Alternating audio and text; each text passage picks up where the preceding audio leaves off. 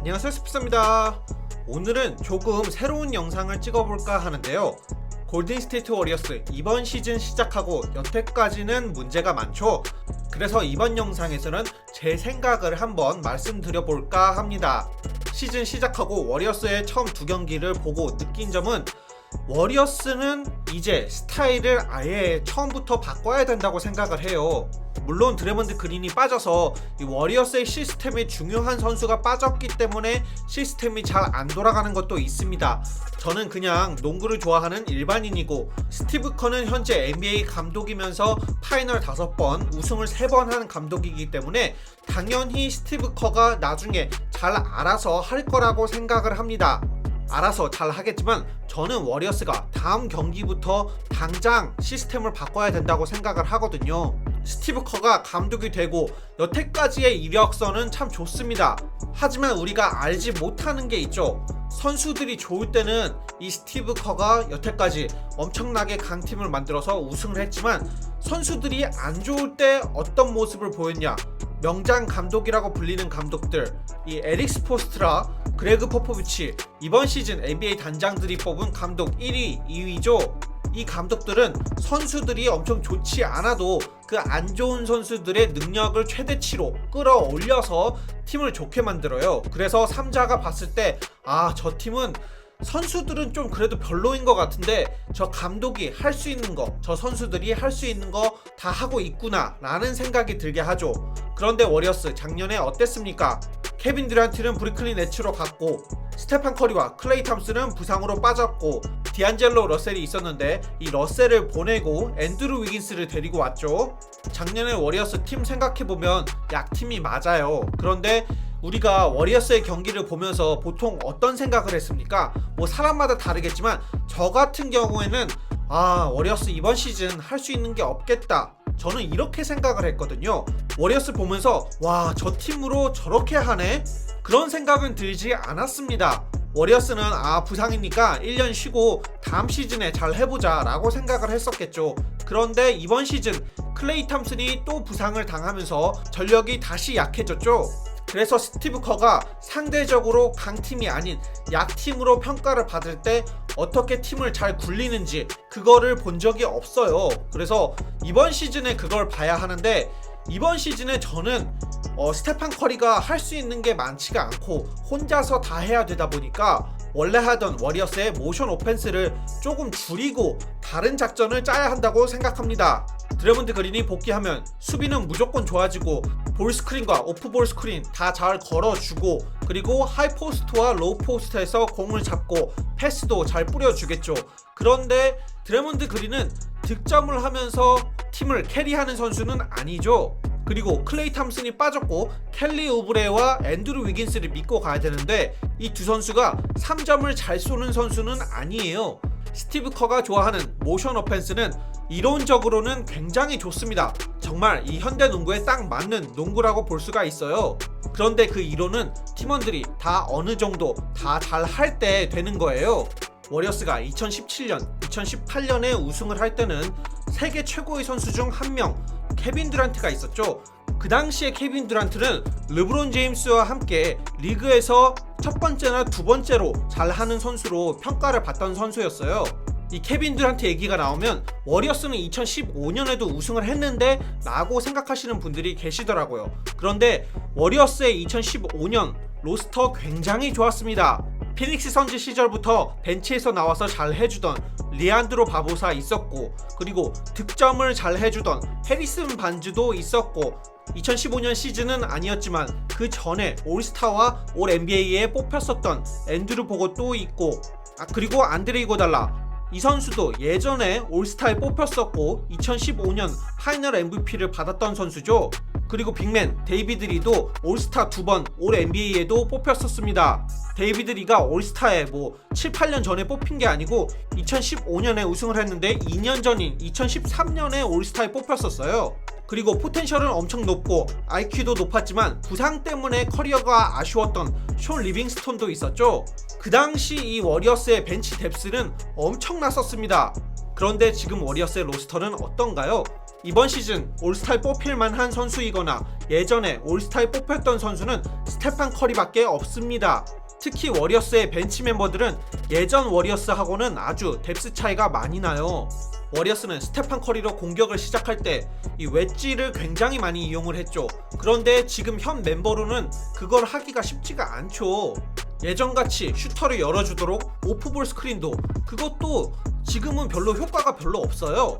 저는 워리어스가 이 모션 오펜스를 없애지는 말고 조금 줄이고 루키인 제임스 와이즈만을 엄청 많이 써야 된다고 생각을 합니다.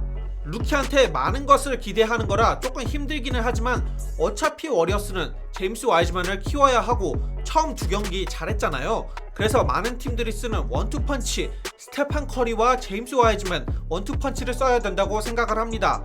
이 두 명의 원투펀치를 써도 된다고 생각하는 이유가 뭐냐면 제임스 와이즈만이 픽앤팝, 픽앤롤이 다 돼요. 3점이 되기 때문에 스테판 커리와 이게 가능할 것 같습니다. 물론 처음에는 힘들고 루키한테 엄청 큰 부담을 좀 주는 거 있을 것 같습니다. 그래도 어차피 키워야 하는 선수고 이번 시즌 워리어스가 우승하기는 힘들 거잖아요. 그래서 제 생각에는 차라리 스테판 커리와 제임스 와이즈만 원투펀치로 가는 게 낫지 않나 생각을 해요.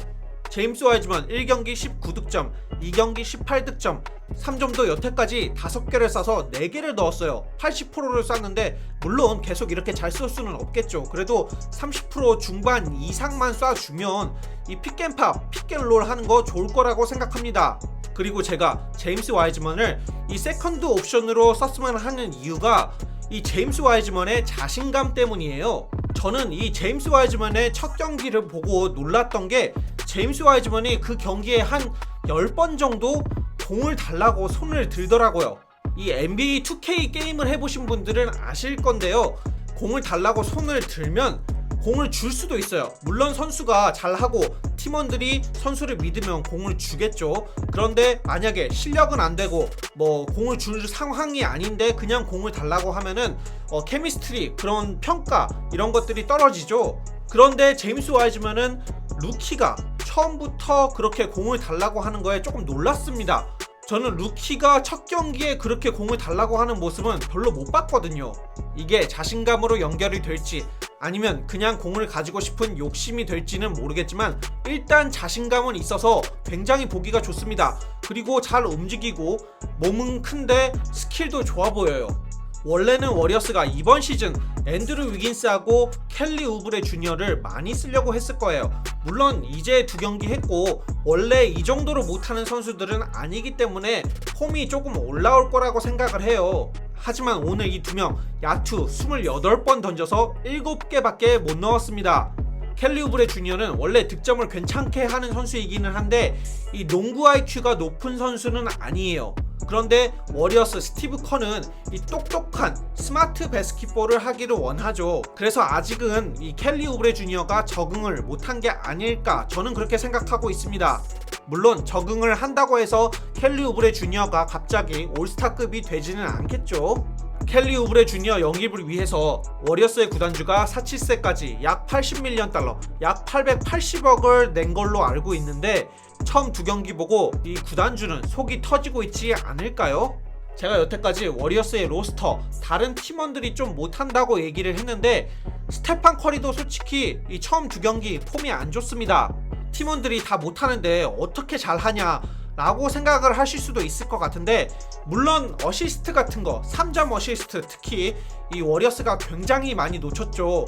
그런데 이 스테판 커리의 야투율은 아무리 그래도 조금 너무 못 쏘고 있는 게 아닌가 싶어요. 이 폼은 올라올 거라고 생각을 하는데 첫 경기에 야투율 33.3%, 3점 10개를 쏴서 2개 넣었죠. 20%, 3점 20%. 오늘 경기에서도 야투 17개를 쏴서 6개, 야투율 35.3%, 3점도 똑같이 20%밖에 못 쐈습니다. 그나마 다행인 건 저번 경기와 이번 경기 전부 다 자유투는 다 넣었어요. 그리고 아까 제가 이 워리어스가 스테판 커리와 제임스 와이즈만 이 원투 펀치를 쓰면 좋겠다라고 말씀을 드렸었는데 그 이유에는 스테판 커리의 이 공격 방식도 그 이유 중 하나입니다.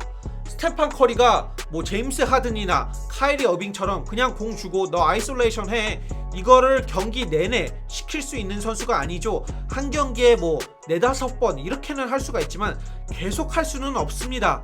그렇다고 스테판 커리가 포스트업을 할 수 있는 선수도 아니고요. 이 포스트업을 하면 거기서 파생되는 플레이가 굉장히 많은데 커리는 그거를 할 수가 없습니다. 그래서 스테판 커리의 장점들 3점, 뭐 스크린을 받아서 하는 플레이, 아니면은 오프 더 볼 이 무브로 이용하는 플레이, 이런 것들을 해야 하는데 그런 거에는 확실히 이 제임스 와이즈먼과 드래몬드 그린을 이용하는 게 좋을 것 같습니다. 저는 워리어스가 이대로 가면 답이 없을 거라고 생각을 해요. 워리어스의 처음 2경기 보면서 너무 답답해가지고 이런 영상을 만들게 되었습니다. 이렇게 라디오 방식으로 하면서 이 소식 영상이 아닌 다른 영상에서는 이렇게 제 의견이 들어간 영상들도 가끔씩 올리도록 하겠습니다. 구독과 좋아요 부탁드리고 영상 봐주셔서 감사합니다. 좋은 하루 되세요. I run through the money, the pressure be calling. Left on my blessings, I feel like I'm falling. The birdie is back. Tell me I'm garbage, I'm going through something, that's why I ain't calling. Phone and progression is all that I wanted. The phone and affection, I summon and dub it. Cause bitch, I got problems on problems on problems on